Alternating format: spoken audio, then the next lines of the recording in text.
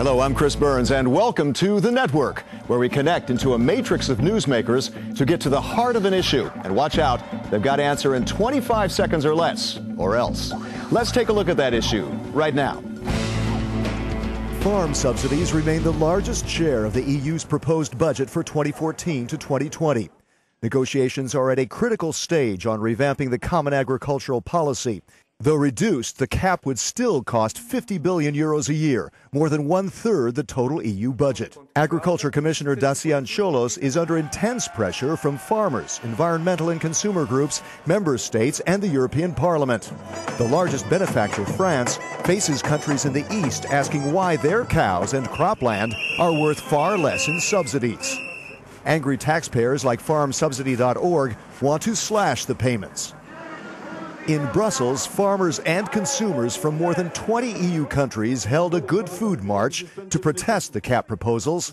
In the developing world, there's outcry that European and U.S. food subsidies are crushing their farmers with cheap food. How to reconcile the clashing interests? Mr. Ciolos is between a rock and a hard place. Now, wired into this edition of The Network is, here at the European Parliament in Brussels, Roger Waite, spokesperson for Agriculture and Rural Development Commissioner Ciolos. From London, Lee Rotherham, research fellow at the Taxpayers Alliance, who says the EU needs to scrap the cap. His study titled Food for Thought says the cap costs every family more than £400, or about 470 euros a year. And from Berlin, Ursula Hudson, president of Slow Food Germany and a member of the executive committee of Slow Food International.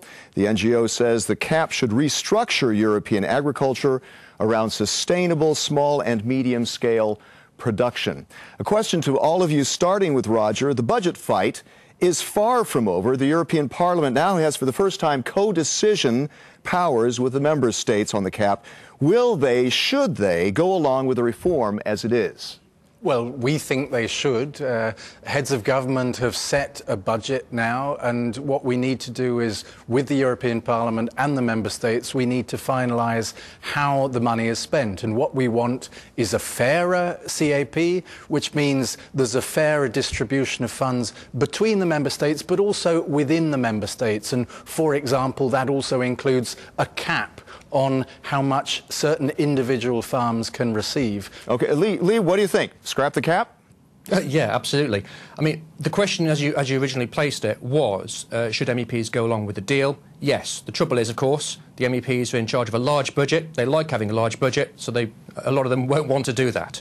But I would go a lot further than they are suggesting. Even the CAP run by the UK itself would save UK taxpayers £1 billion, running an identical CAP, but just UK taxpayers paying for UK farmers. Now, Ursula, what do you think about it? We should go ahead with reform, but real reform in the way Roger outlined it earlier.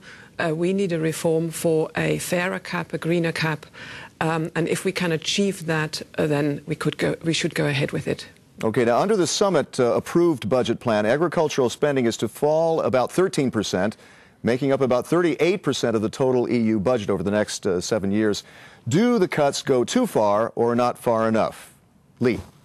Well, nowhere near far enough. If you look at where the money is actually being spent, there's a huge discrepancy between the various countries. So the UK, on a per capita and per farm basis, gets about 5/8 of the deal that it gets with respect to the Italian farmers and 6/10 of what it would do with respect to the Germans. And the French get about 20% of the CAP. So there's a huge discrepancy even within how the budget itself is distributed. Okay, Roger, how can this go on the way it is? Is this sustainable? Well, what we're trying to do is to have a better allocation, and the trouble is that because these direct payments in particular play such a large part in farmer incomes, we really can't make changes overnight. We have a 7-year period coming up, and this is why we're looking to make changes in the course of that 7-year period to have a fairer distribution, not only between the member states, but within the member states. Now, the European Commission, your commission, is proposing a system of convergence, reducing income disparities between Eastern and Western Europe. Some say the reform doesn't go far enough. Ursula, what do you think?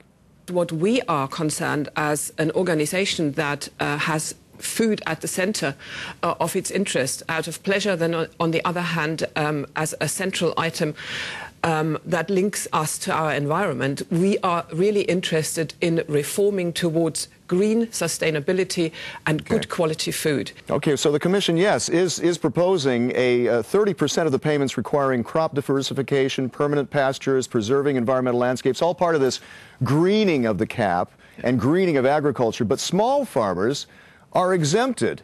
What's with that, Roger? Well, the idea is that the administrative burden on something like that would be absolutely enormous. And what tends to happen is smaller farmers certainly have their hedges and their areas, for example, for ecological focus area. What we really want to cut back on this greening is to make sure we don't have monoculture everywhere, and to make sure that, for example, farmers are not necessarily farming uncultivable areas simply to get the subsidy. Okay, let me go to Lee. And some MEPs have told me they're frustrated that the CAP is sucking EU funding away from future-oriented sectors like infrastructure projects, R&D. Shouldn't the EU be investing more and subsidizing less? Lee? Well, it depends what you mean by investing, because investing is, for one person, is another man's spending.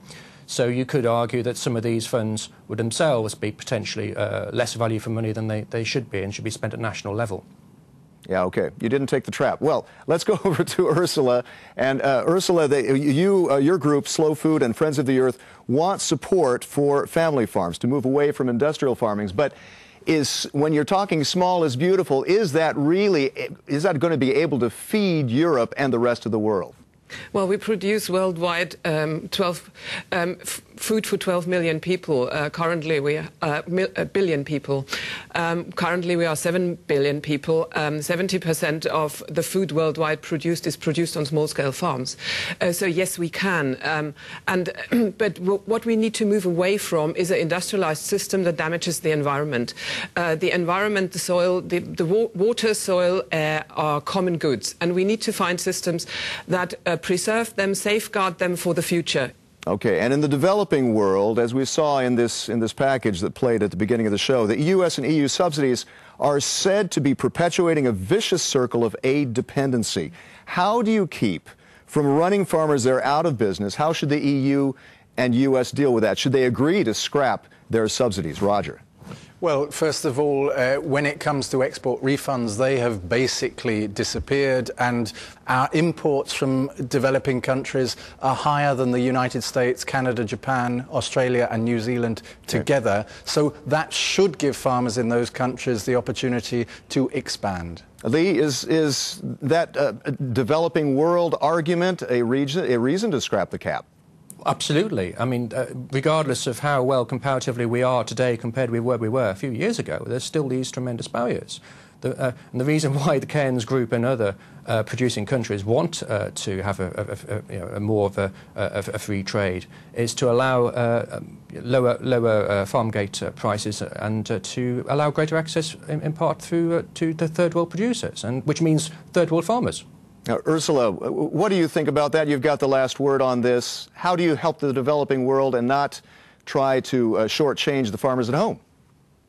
We have to move away from making Europe one of the biggest export units of meat, for example, and other agricultural goods into other countries, and also reaching with those to third world and destroying their own farming output. And this is, I think, the first step where we have to go into make sure that our chicken wings and our leftovers from our consumer attitudes don't reach their markets and destroy their markets there. That would make the system fairer to start with. Thanks, Ursula. That's all the time we've got for now. I'd like to thank our guests, Roger Waite, Lee Rotherham, and Ursula Hudson.